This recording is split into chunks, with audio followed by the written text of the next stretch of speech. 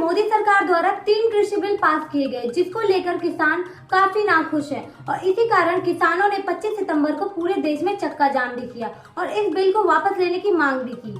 खैर, ये तो समय के साथ ही पता चलेगा कि सरकार किसानों की बात मानकर कृषि बिल को वापस लेती है या उसमें कोई संशोधन करती है। हालांकि आज की इस वीडियो में हम बात करेंगे कि कैसे गांधी जी ने आजादी से पूर्व किसानों की समस्याओं का समाधान निकाला। नमस्कार, मैं मिताली जायसवाल और आप देख रहे हैं बिंदास जर्नलिस्ट। क्या आप जानते हैं कि गांधी जी चंपारण क्यों गए थे? चंपारण, ये वर्ड सुनते ही आपको कुछ याद आता है?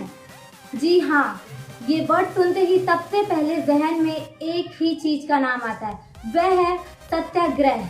1917 में गांधी जी ने नील किसानों के बुलावे पर चंपारण गए और इसके पीछे भी एक दिलचस्प कहानी है।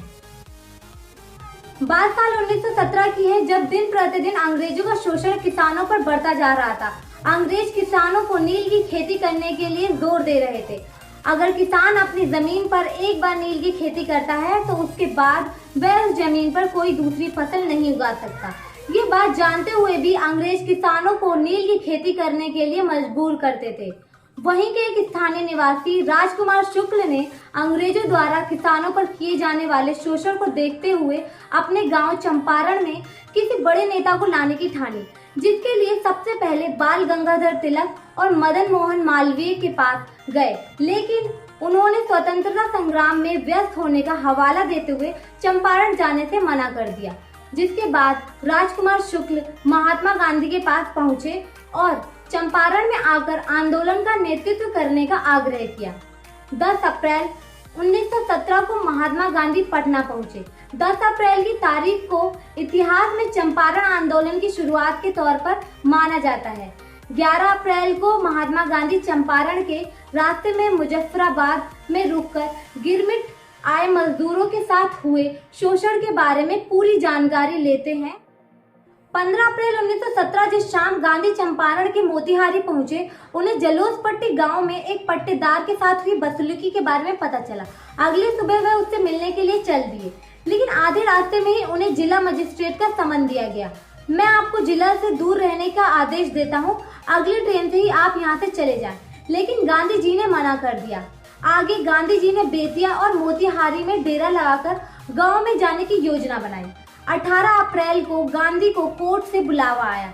गांधी ने सारे आरोप मान लिए और अपने वक्तव्य में कहा, मुझे लगता है कि उनके बीच में ही रहकर मैं उनकी सेवा कर पाऊंगा, इसलिए मैं यहाँ से नहीं जा पाया।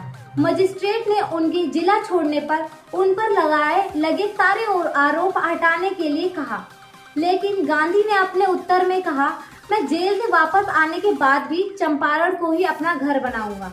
कुछ दिनों बाद आरोप हटा लिए गए। 22 अप्रैल से शुरू करके आगे के कई महीनों तक गांधी आसपास के गांवों के पट्टेदारों के बयान इकट्ठे करने में लग गए। 4 जून तक 850 गांवों के 7000 से ज्यादा किसानों ने बयान दिए। इन्हें संकलित करके lieutenant governor sir Edward Gait को दे दिया गया। इन बयानों के आधार पर चंपारण एग्रीरियन इंक्वायरी कमेटी बनी, जिसके 4 भारतीय सिविल सेवा अधिकारियों व केंद्रीय सूबों के कमिश्नर के साथ गांधी भी सदस्य थे। काफी विचार विमर्श के बाद कमेटी ने अक्टूबर में रिपोर्ट जमा की।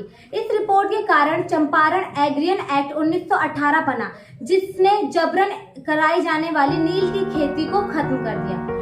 गांधी का वैश्विक नजरिया व्यक्ति के साथ साथ समाज के नैतिक मूल्यों से जुड़ा था।